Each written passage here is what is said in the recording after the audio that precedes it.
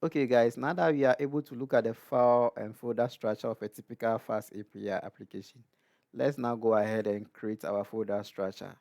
So I've already created a folder, a parent folder called attendance system, as you can see from here. So now I'll create another folder, and this time I'll call it backend. This is where all our back end code will be. We are having a mindset of writing or adding front end when we are done.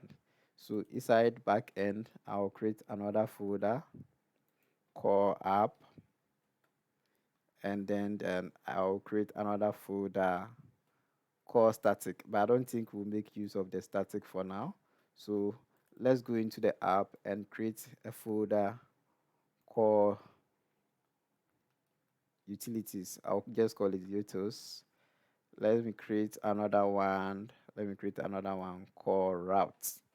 So this is where all our routes will reside.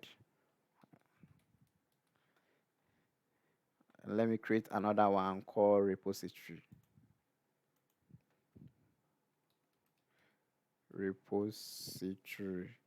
So this is where all our application operations will be, such as our create, read, updates, and then delete operations. So they will all be in the repository. Actually, we are following the OOP in Java concept as well.